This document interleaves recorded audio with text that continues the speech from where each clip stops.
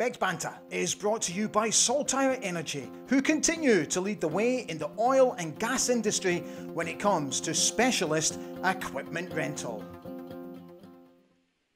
Hi everybody, a very warm welcome to a brand new edition of Begg's Banter here on Ali Begg ABTV. If you haven't seen the show before, the concept is very simple. This is where I interview ex-Aberdeen players about their time at Pittodrie. For this episode, I was delighted to have caught up with former striker, all the way from his home in Norway, Arild Stavrum. Let's just remind you of his Aberdeen stats. He only played a couple of years for Aberdeen, between 1999 and 2001. He made 67 appearances, scoring 29 goals. We spoke about a host of topics, but we started right back at the beginning. Welcome to Begg's Banter, Arild Stavrum. Hi Arild, it's absolutely lovely to see you and lovely to meet you as well. Thank you so much for jumping on. How are you doing? You okay? I'm doing fine. Enjoying life. It's a nice time of year here in Oslo. So Yeah, likewise here in Austria. The weather's just turned. It's quite beautiful. Right, fella, let's go on. We've got a few questions for you. So can I take you back to the time that you found out that Aberdeen were interested in you? How did that all come about? well, it's always a bit hectical when things like that happen in football. I mean, this was end of the season in 1999 in Sweden, and we had a very busy end of the season. We were fighting for a championship there, and I knew that I was going to leave after the season because the manager was leaving and a lot of the players were leaving. So it was a time to try something else. And I had offer from a couple of other places and Aberdeen, and eventually it just became Aberdeen, and I never regretted that. Did you know anything about Aberdeen and did you seek anybody's advice before you actually decided to join? No, you get all the information up front there. I knew, of course, of Aberdeen and knew of Scottish League and all that, but my agent and my helpers, they were like coming up with information about Aberdeen, the possibilities there, and all that. So I knew quite a bit before I went over to visit, and I met the manager and people from the club, and everything seemed really good. Okay. Were you actually aware that at the time that you signed that the club were really struggling at the beginning of the season? We'd only won one league game up until the point that you signed. Yeah, I knew that, and I knew of the situation, and I spoke to Abby Skovdal about this because, of course, that was a bit worrying for me. But his plans, and he wanted to change a lot of the people in the club and a lot of players and try something new, and it seemed like it suited me. And I was kind of player that needed to play in a certain way, and Abby was aware of this. He'd seen me play in Sweden, and he knew my strength. He knew really well my old manager, so he knew a lot about my strengths, and that was an important point for me because coming to a club that used me in a way that I couldn't play my best would be devastating at that stage. What were your first impressions of Ebby? He was friendly. He was calm, relaxed, and I met him at the first time I met him. I was out having dinner with him in a restaurant in Aberdeen, and he was so cool, relaxed. His wife were there, and it was just a really nice evening. And he felt really friendly. I mean, he was a really good guy. So I liked him straight away. When you signed, you didn't actually have much time before you made your debut against St Johnstone. So did you have time to train and did you have time to meet your new teammates? Yeah, a bit, but that's like how it is in football. I mean, you're always when you change club, and especially like that in the middle of the season, you can't have time to settle in and all that. You just have to be ready. And for me, it was I'd played then a couple of seasons in Sweden. I played in Norway, and I changed club quite a few times. So I knew that you had to settle really quickly to be successful. When I went to Sweden, it was kind of the same thing. I went from training with a Norwegian club, and suddenly I was in Sweden playing quarterfinal in the Swedish Cup. So it's just like you get used to those things when you are in football, and you never really, or I never really thought that much about that. Mm. Having made your debut, what was your first impression of the team, and particularly about the way that they played? My impression of the team was that it was really uneven.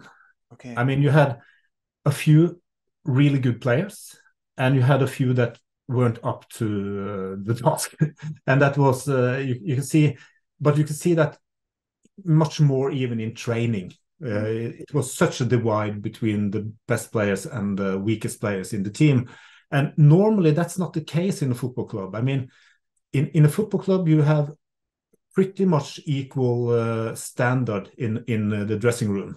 If not, if a player is too good, he often leaves, or is too bad, he's sent away. But in Aberdeen at that moment, we had so many players, and a lot of them were not good enough. So, and that was, of course, Abby's main task at that time, was to change the situation in the dressing room and the squad. So he had something to work with. You what was interesting was a couple of weeks after you made your debut, you got your first taste of playing against Rangers in the CIS League Cup quarter-final at Pittodrie, which thankfully the game went our way. Can you recall that game and what your first impressions of that type of game were? Well, I remember that I felt that we were really up to the task against Rangers that day, and we played well. I remember I had a shot going just wide, and we were making chances, and yeah, I felt like we were on equal terms with Rangers, and that was a great feeling at that time, because as you said, when I came in, we had not so many points in the league, and were struggling. So it felt really good to see that we could play good football. The following Saturday, after that Rangers game, you played against Hearts and you scored your first goal for Aberdeen. Can you still recall that moment? I can remember scoring, but I can't. I mean, the goal itself is just a haze. I mean, Is it?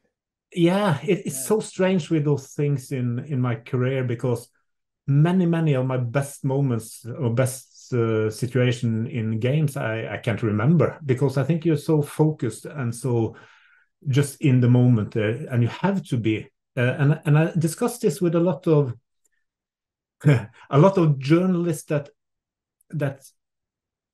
kind of get a dreamy sense of football. That you mean that you have to go out there and suck in the atmosphere and just experience, but you cannot do that when you're a footballer. You just have to play the ball, be aware what's happening. If the chance comes there, you have to just be in the moment. If you're going around thinking about the crowds or who you play against and all that, you're just losing it. So you just have to be really sharp and forget everything else. Then just, okay, where's the ball? Where comes the ball? And I remember when I was, it's really when I had good periods of my football career, I can't remember a single game.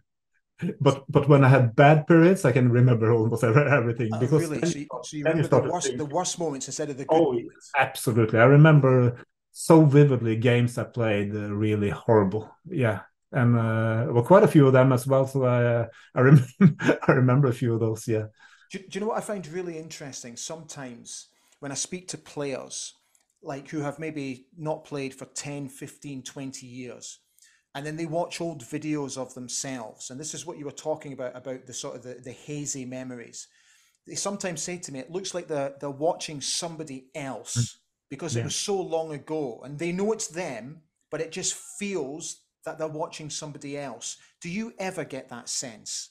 Absolutely. Yeah. Absolutely. It's so strange. And when I see clips of myself scoring goals or doing something, it's not so easy to recognize the situation. I mean, you feel it so different when it comes to the games you play. I mean, I remember one goal I scored against Hearts. It was not my first one, but I remember one goal, and that was a situation where everything fell into place.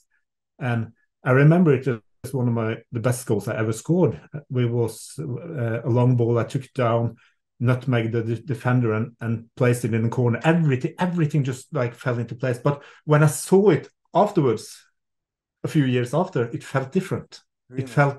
It felt more, I don't know, it felt more coincidental or something like that. So it's really strange, those memories from great goals or bad moments. I mean, yeah, it feels like someone else, absolutely.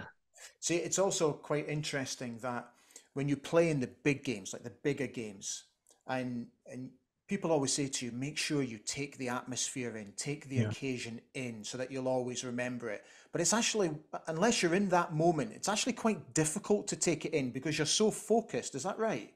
You shouldn't take it in. You have no chance to take it in, because if you go around there and just try to get the atmosphere and all that, you're missing the game. Yeah. I mean, you have to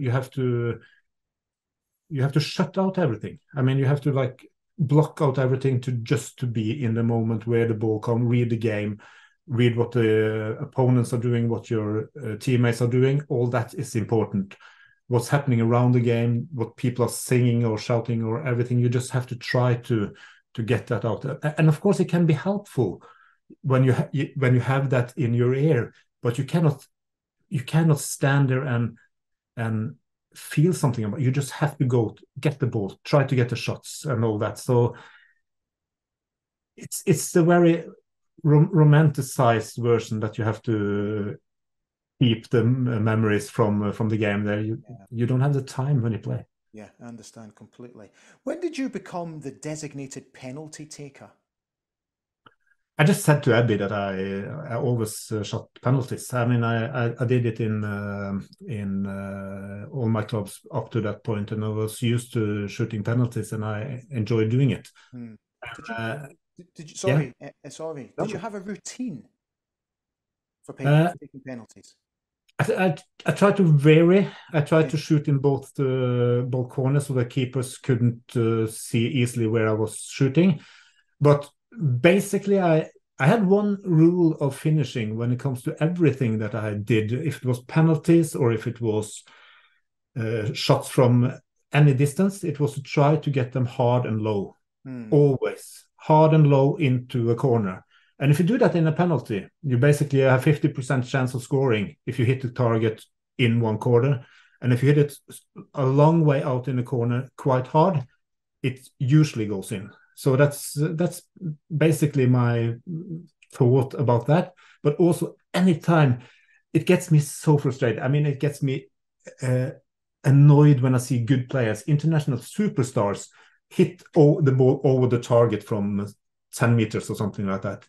That was always my target, to have that ball low, keep it in. And if I could steer it towards the corner, then I knew I had a big chance of scoring. So always hard and low was my thought. And you have some certain angles where you can chip the keeper and all that, which is the exception from that. But main case, just hard and low always. I can never understand these players that take a 1 yard or a 2 yard run up to take the penalty, like one step and then hit the ball. I can't, I don't understand that at all.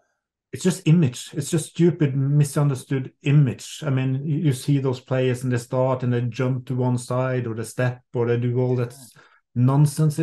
It takes away, it makes you less uh, able to score. yeah, It takes away a certain percentage of the goal scoring. And if you never see a German player you do that. You right, see, you see a German penalty taker. He lays down the ball and he kicks it hard into the corner right. every time. And that's, I mean, Germany win every penalty shootouts they are in. They win because of it. It's not every, but they very often do it. And I think that sort of finishing always appeal to me. I can remember vividly when I was 18 years old. I was at a training camp with a Norwegian team, and I saw a German Bundesliga team having a finishing session where they shot from 18 meters out, just like up to goalkeeper to trainer, and just a simple pass to the side, and they kick it and the goal. And they hit the target every time, and they hit it hard, and they hit it down towards a corner. and sometimes the keeper was saving it, but usually it went into the goal. And you just saw the quality that it had in that finishing compared to the Norwegian team next field. It was just stupid. So I always thought about that. Okay, hard, low into the corner, and that was kind of like, I think I think that's just like a German way of thinking about football, and I'm not really into all the kind of German thinking, but in when it comes to finishing, I love what they are doing. Yeah. Let's talk about the League Cup semi-final, because that must have been a very special moment for you, because obviously your goal took us to the final. But leading up to that game, did you sense that the team were playing better, that our fortunes were starting to change? I saw that we were clicking a few players were starting to play well together, and I was a few players that I really enjoyed playing with. And this is also football. You need to have teammates that you click with on the field, that you understand what's doing and that can do, because it's not just like for the manager to say that we do this. It's very much also to improvise on the field, and you need to have players that see the game at the same way. And so I thought I started to get to know a few of them and feel comfortable playing with them. I understood what they were doing, and I felt that we were getting better. Absolutely. For the final itself, in terms of preparation, did you do anything differently that, say, you would have done for just a normal league game? Not that I remember, because the League Cup came at a time when we were still playing league games. So it's just Yeah. like it is basically, it's like training, restitution, getting ready for the game. It's nothing special that I can recall, actually. Okay. How did you deal with the disappointment personally? This was really difficult. I mean, I always loved playing in big games. I mean, I'd played the cup final in Norway and in Sweden, and we won both those. The last game I played in Sweden was a big like league. There were two teams. We had to win the last game to become league champions. We won that. So, Yeah. I'd scored. I actually had scored in both cup finals, and I'd scored in that league final. So big games were always something I really enjoyed. So I was looking forward to the final, and then it just fell apart, really. I mean, I don't think we were up to the task that day. No. The emotions of knowing that you'd played in two cup finals in big games and you'd come through them, and into the lows of losing a game, the emotions are so different, right? It is absolutely, absolutely. It was a big disappointment, and I also felt that we didn't play our really best that night either, and that's always a bit harder to face. I think when we didn't really Mm. give it a good enough go. But you have to get over these things quickly because the games are coming around so quickly. Yeah, absolutely. So it's no time to think that much about it, but I mean, you have a couple of days there where you're low because you know that you have lost a final, lost a really important game. But as you said, then comes the next league game, and you have to be ready. Yeah. So what gave you more satisfaction, Arild? Scoring in the League Cup semi-final or scoring in the Scottish Cup semi-final? Well, all important goals were fantastic. I mean, at that time, I don't think I felt that much difference between the League Cup and the FA Cup. This was a new experience for me, and I mean, one finally come up against Celtic, the next against Rangers. It's they both are big games, and the semis are big. But when you think about it, maybe the FA Cup is bigger. Of course, it's more traditional and bigger. But at that time, I didn't think that much about that. Okay. See, in terms of Ebbe's preparation, so we've gone through the disappointment of the defeat in the League Cup final. Did he do anything different in the build up to the Scottish Cup final? No, That was different to the League Cup final, let's say. again, not as I can remember. I mean, Okay.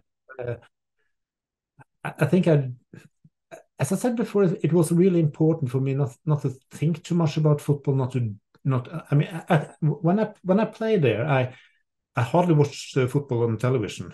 Oh, really? I watch a lot of football now when I finish play, Yeah. but at the time it was important for me to do different things than just football all the time, because it made me tired of it.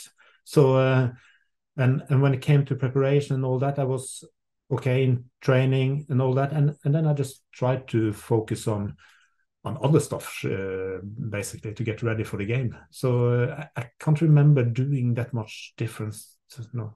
So outside of football, what did you do to try and relax?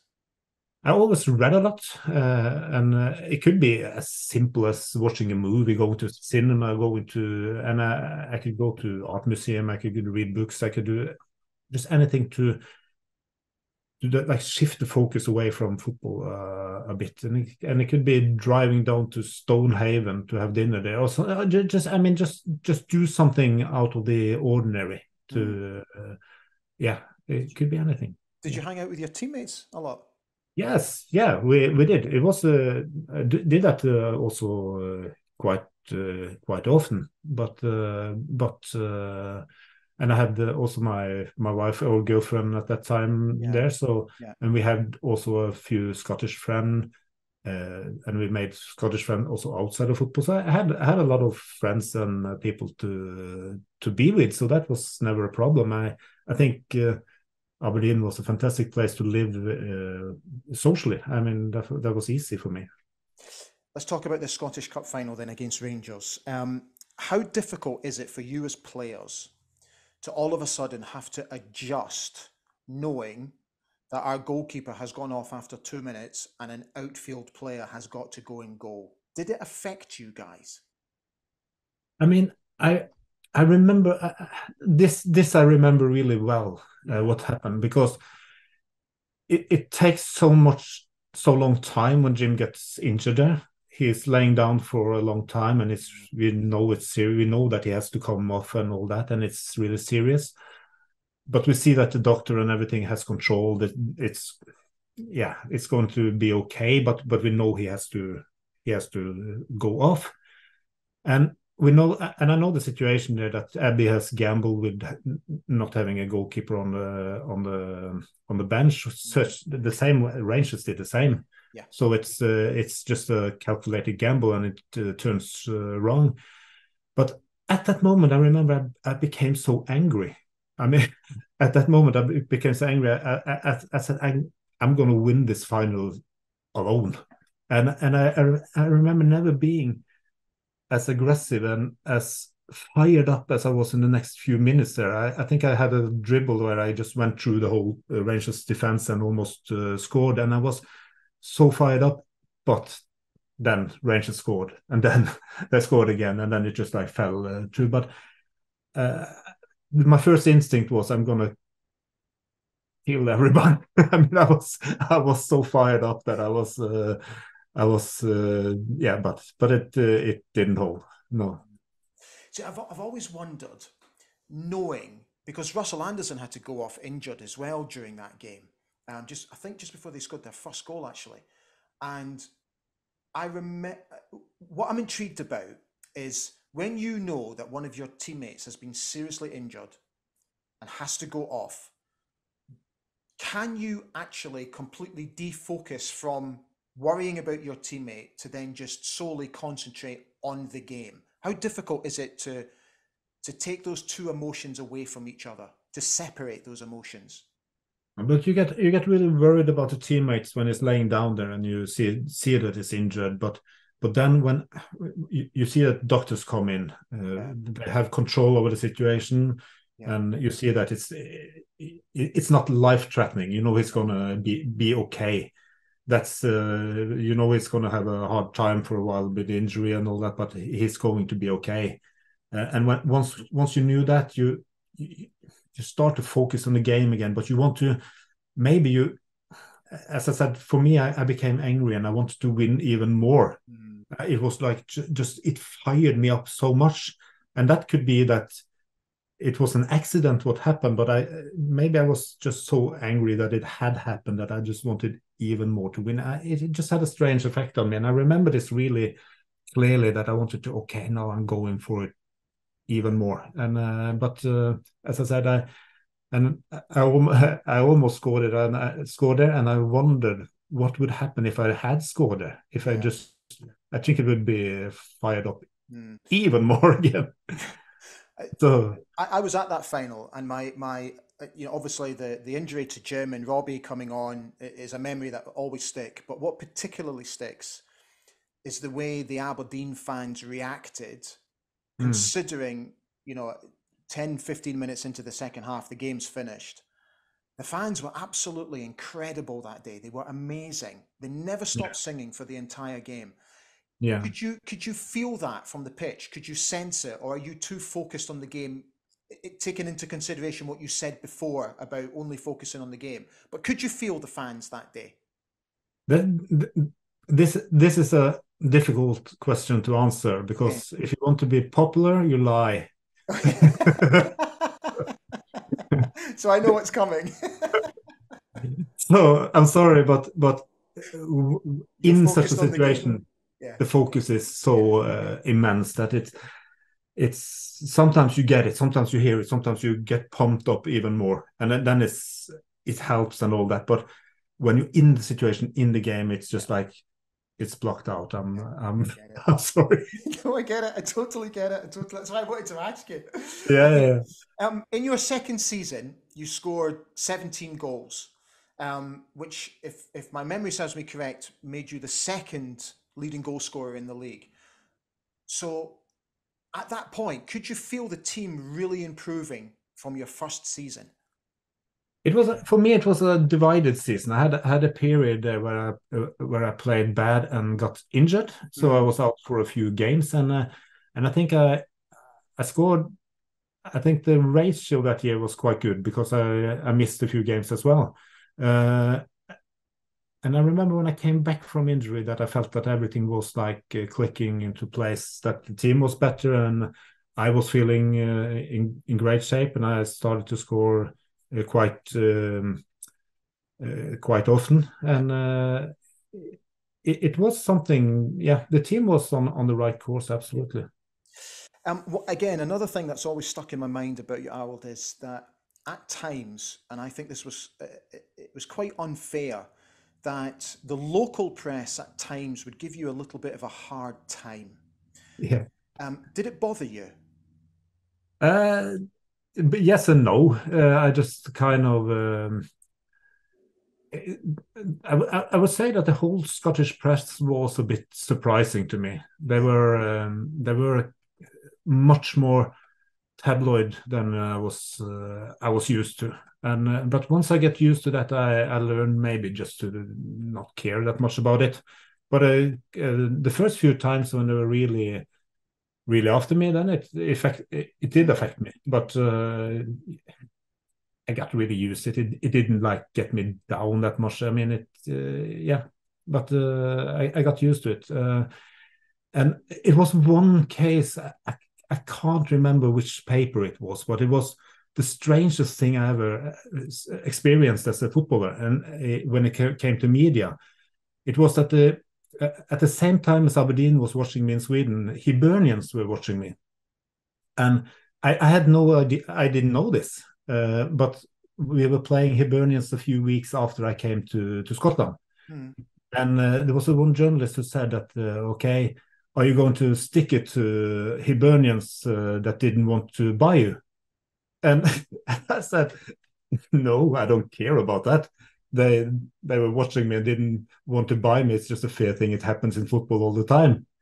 And then I read the headline the next day. It was like, Arild wants to stick it to Hibernians. It was a case where I got the question, I answered yes, and it was no in the paper. And it was just like, what's happening? And after that, I thought that, okay, that's just not serious. So there was a few papers there. I thought that it's quite scary when it happens, but it was just such an unimportant story that I didn't care about it. I always used to say today's news is tomorrow's fish and chip paper. Yeah.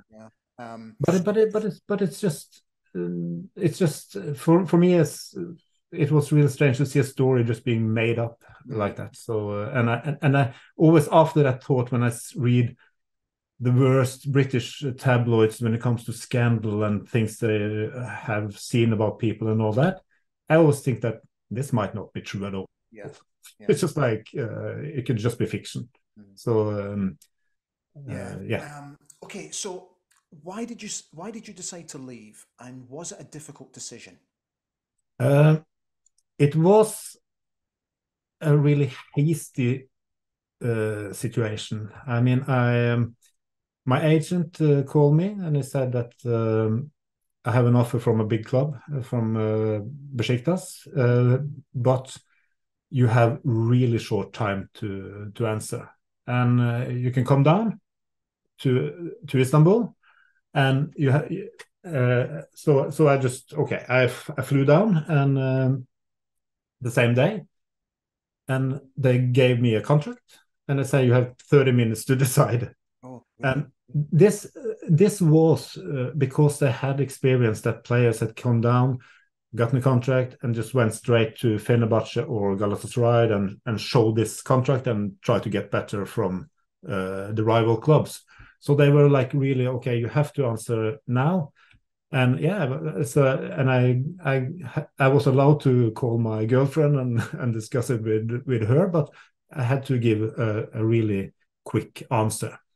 Okay. And the offer was really good. It was a lot more payment than in Scotland. It was a bigger club, and it was something quite new. It was like Istanbul is, of course, one of the biggest or most exciting cities in the world. So all those things just made it really difficult to turn it down. And it was a situation that I had to decide really quickly, and it was a situation that I thought about many times afterwards. And if I had to do it over again, I'm not sure if I would have done it. I mean, I there's a lot of things about that I regret, and maybe at that time it would have been better to just to stay with Aberdeen and for example said, okay, I want 2 more years in Aberdeen and played longer in Aberdeen because, as you said, the team were getting better and I was successful. But it's something in me that always wanted to try something new, something bigger, something, and I think you have to have that in a player. Imagine if you look at players worldwide now, if you look at, you have Harry Kane in Tottenham. He's a world-class player who played for a not great club for many years. And you could say maybe you have Francesco Totti did the same in Rome. But for world-class players, they always go higher and higher clubs. So if you are Cristiano Ronaldo, you stay for the best team in Europe, or the same with Messi and all those guys. I'm not comparing myself to them, but I wanted to become as good as I can. Yeah. And then it was always like, okay, you have to move to a better club. You have to take the chance. You have to. And I've always been like that. When I was with my childhood club, I wanted to go to the Premiership in Norway. I wanted to get to better clubs, always. And that was the driving force in me. In retrospect, I wish that maybe at that time I had not done it, but it was so difficult to turn it down. Yeah, it's incredible how many players that used to play for Aberdeen that I speak to, and I ask them about regrets, and so many of them say, I should have stayed at Aberdeen. It's incredible, Arild, how many people have said that to me. Yeah, but that, yeah, I don't know, but I felt that, and I don't feel that about the other times I changed club. I mean, when I went from Sweden, it was the absolute right time to leave. When I left my Norwegian clubs, it was the absolute right time to leave. So it's just a time in Aberdeen. I think it was also that I was quite older than, quite mature, and I found a team where it was like it was working for me. So, and I was really enjoying the city. I was enjoying the people and all that. So I have thought about that many times afterwards. That what would have happened if I didn't do that? It's just you, people say that you shouldn't regret things, but it's just like one of those stupid sayings. You always think about what you've done and evaluate and all that. So it's just I thought about that a lot. So yeah. Arild, it's been absolutely brilliant. Thank you so much for coming on today. I've really enjoyed chatting to you. Thank you so much. It's been my pleasure. Just anytime, anytime. Brilliant. Thank you so much. Lovely to meet you. Take care. Take care. Bye Bye. bye. Bye bye. Bye bye. I really hope you enjoyed today's edition of Begg's Banter with Arild Stavrum. If you haven't already done so, I'd be very grateful if you would please consider subscribing to Ali Begg ABTV here on YouTube as we continue to plan big for 2023. That's it. We're all done for this edition of Begg's Banter. I really hope you enjoyed today's chat with Arild, and I'll see you again very soon for a brand new chat with an ex-Aberdeen player. I'll see you soon. Bye for now.